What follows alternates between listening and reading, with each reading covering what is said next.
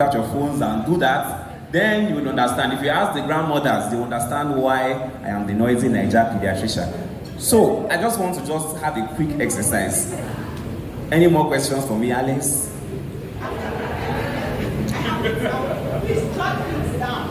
Thank you. Thank you. Unless you want to present with me, kindly yes.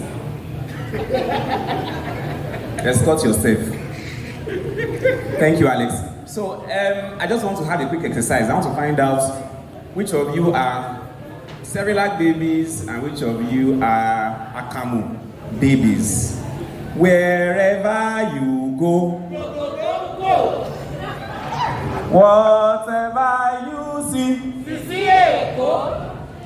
do not say yes when you mean to say no. Akamu babies. All of you are rugged.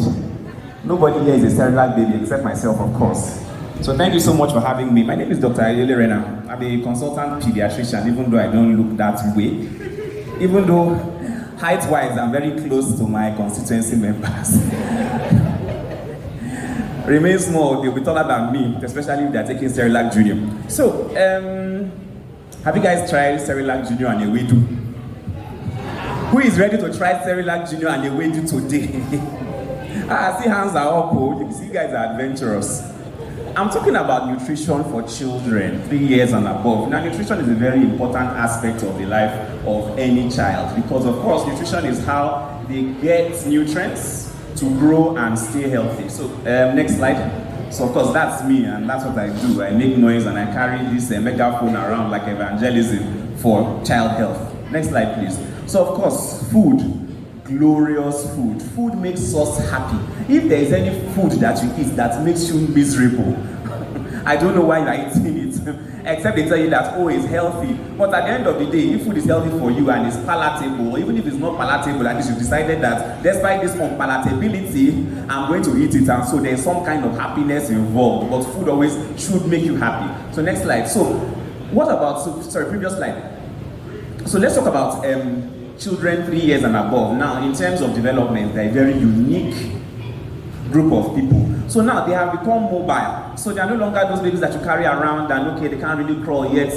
All you need, they say, if you want to know, as a mother, first of all, 3 bossas for the mothers in the house. Bossa. 1 bass boost for the fathers in the house. You give the fathers bass boost, they will not buy Cerelac Junior for you. So children are very mobile. So if your toddler or your child is ever quiet, or suddenly the house that was noisy before suddenly goes quiet, a mother's instinct, you know that something is up. They are rubbing Vaseline on themselves. You know. So they are very mobile, and so the idea that, okay, I can 100% dictate what it is that they eat, they will enter your cupboard and take what it is that they want to take. So they are very mobile, and so they have some sort of autonomy on what it is that they want to eat.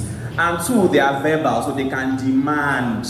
They can make demands on what it is that they want to eat, and so you are going to have to now say no or yes to those demands, and you are going to have to negotiate with them. They are independent, but they are very curious, and they want to know what exactly is this, what exactly is that, and so this is an age group that has started to explore their environment, and they know how to say no very well. They know how to say no what? Very, in short, C5, C6, C preschoolers, C no. They are 5 and 6, and like I said, even when they want to say yes, they will just say no, just to get to you. So they know how to say no very well, and so they will use it very effectively. They can be difficult to negotiate with. Of course, these aren't the features of every preschooler. Some will be very compliant and nice, but they can be difficult to negotiate with. And so once they want that slice of pizza, you can't tell them anything else, and they will want it, and they will lose all hell on the house unless that is provided. And of course, they can throw tantrums very easily. That is something about this age group. Next slide, please. So, this is the slide of that a lot of mothers have probably seen at one point in time or the other. You have painstakingly prepared a meal for this child, and then you now present it in front of them, and this is the expression of thanks that they offer you. Say, so, what is this poison that you have brought for me now? What exactly do you want me to do with this thing that you have brought? Oh yeah, you eat your food by yourself. So that is exactly the look that they offer you, like, what is this? So picky eaters is a real problem, and you cannot overemphasize how worried mothers can be. In my practice, if I've got any questions on nutrition, probably the issue of picky eating, as Ify would probably know, if your message, she would know. Picky eaters, it's a real problem for parents. Next slide, please. So they have strong food preferences and maybe picky, but they are willing to learn. And so if you offer them a wide variety of things, they are happy to try things out, and they're happy to let you know what they like and what they don't like, and they will let you know. And sometimes when they like something, they like it to infinity and beyond, and they don't want to eat anything else. And now it's another source of worry if they refuse to take anything else. And play is what they're interested in. And so sometimes to drag them out of play, to drag them out of watching that cartoon can be very difficult. To even get them to concentrate on eating alone and not watching the cartoon and eating can also be very problematic. And so these are some of the things that challenge us with feeding preschoolers. Next slide, please. So what are the goals of nutrition and feeding? Because we need to understand why nutrition is important. Of course, physical growth in height and weight is very key. That probably is the most important aspect of why nutrition is important. And growth must be monitored, both weight and height and head circumference. And of course, I encourage you at every single childcare visit, childcare visit, that the height and weight of your child is measured to ensure that they are growing adequately and not overgrowing either. Brain development, of course, is another goal that we actually aim for. So micronutrients and the other things to help brain development. Then food fosters bonds within the family unit. So once you gather together for a meal and food is being shared and distributed, it fosters family bonds. Now, food also helps children to familiarize themselves with the cultural norms of the place where the child has grown up. So for instance, see somebody asking for amala first thing in the morning, I'm shocked. Well done, because that clearly is a cultural acclimatization and something that the child has learned in the family. Next slide, please. So, this is part of culture. A birthday cake is a cultural experience, quite frankly, and so please allow your children to go wild on a birthday cake. Maybe not this wild, but let them just experience all the joys of having that experience. Next slide, please.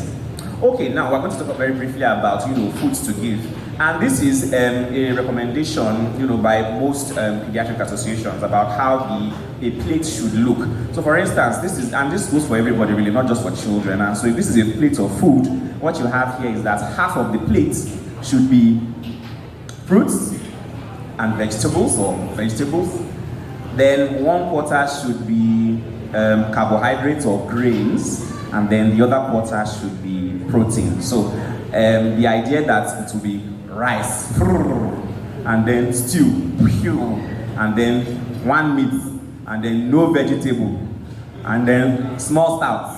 No, that is bad eating, or a soft drink. So this is what a proper food plate should look like. Next slide, please.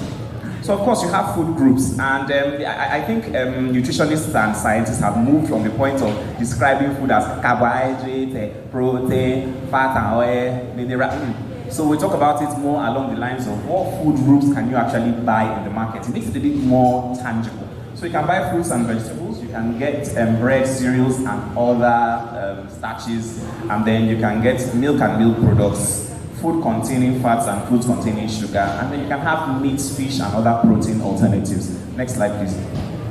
So grains, and I want us to think locally about grains that we're actually feeding. And so think about things like corn, think about things, I know you don't get raw wheat anyway, but think about things like corn. So cornmeal, oats, brown rice, oatmeal, fada rice, whole grains. Next slide, please.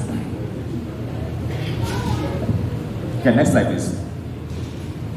So, also think about vegetables and choose a variety of colorful vegetables, and this can include, things like red bell peppers, green bell peppers, cucumbers. The list is endless. Spinach, kale, if kale is available, green, ugu, you name it. They're all available here. And then fruits, of course, so any fruit that, any fruit or 100% fruit juice counts as part of the fruit group, and preferably, of course, freshly squeezed juice. And you don't want to give the child too much juice so that they have appetite for their food, because if you give them too much juice, they might not really want to eat anymore. And so, there are some recommendations on how much juice you should give children. Next slide, please. So dairy products include meats, low-fat yogurts, and the like. Next slide, please. And then, of course, protein can include things like beef, chicken, fish, and then plant sources of protein like beans. Next slide, please. So let's talk about a few nutrition tips. Let's limit unplanned eating for this age group. So eating that they're just walking on the road, mommy buy me, sausage roll, and then that is what happens. So unplanned eating is something that we want to avoid because it limits the amount of enthusiasm they have for food. Avoid distractions at meal times. So make sure that meal times are meal times and that you're not doing anything else. Now, to finish food is not by force. Please, what did I say? To do what?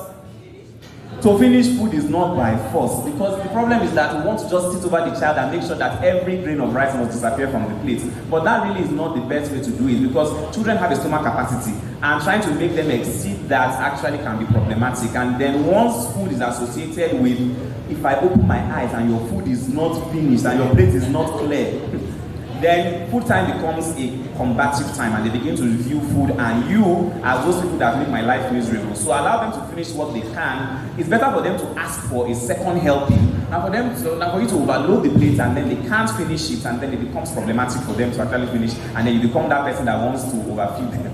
Okay, so offer a variety of foods, of course. Make sure that the plate is actually having a variety of foods. Be a good example, because they will copy you. Children do what you do, they will not do what you say. So you cannot sit down with a slice of pizza and then you're offering them grass, and then you think that they will ignore your pizza and eat what you're offering them. Man, if you do that, are you planning on making heaven like this? That's what the children are asking. It's not me asking it. It's the children asking you. So present food in an exciting way. Cut food in different shapes, different sizes. I know some of you are saying that, is it when I'm moving from Ikorodu to Lekki that I'll now be cutting the eba into star shape? Dr. Renner, really? But man, if that is what it takes to get that child to eat that food, why not? Cut the eba into star shape, cut the fufu into moon shape, anything that will help you to eat that food. So these are popsicles. Now these are fruit popsicles. So sometimes talk about food smoothies. So if you actually want to now make it more exciting, offer them popsicles that you can put into molds. So for instance, one layer will be blended strawberries, if you can afford strawberries. Blended strawberries and yogurt, plain yogurt in one layer, freeze that layer, then you can now do blended kiwi and yogurt in another layer, then you can now do blueberries and yogurt in another layer, and then you can offer them, once a day, twice a day, and it's an exciting way to make food more interesting. Next slide, please.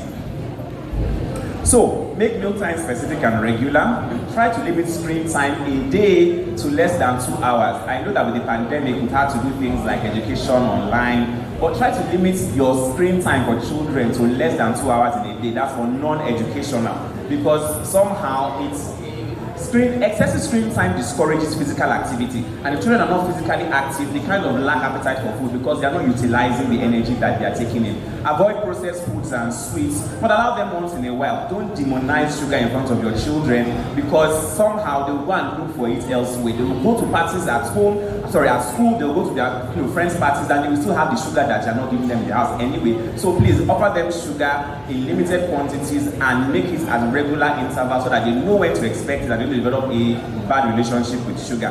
Encourage water intake as much as possible. Allow healthy snacking with fruits, vegetables, and whole grain biscuits or low-fat yogurts.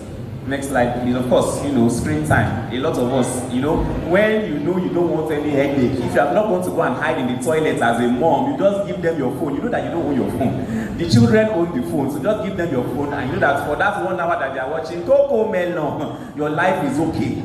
Next slide, please. Okay, physical activity is very important because you do need for them to get exercise. Exercise stimulates appetite and gives them the zeal to eat. Next slide, please. So, give them something that has everything, which is of course Cerelac Junior. And this of course is very important because if you have a picky eater and you want to give them a small bowl of something that just has as much as you can offer them, then Cerelac Junior is where you need to be. Next slide, please. So, I got some of my information from Stanford Children's and then my food plates, and of course myself too, at the noisy Naija Paediatrician. So thank you all very much for your attention. Do I still see?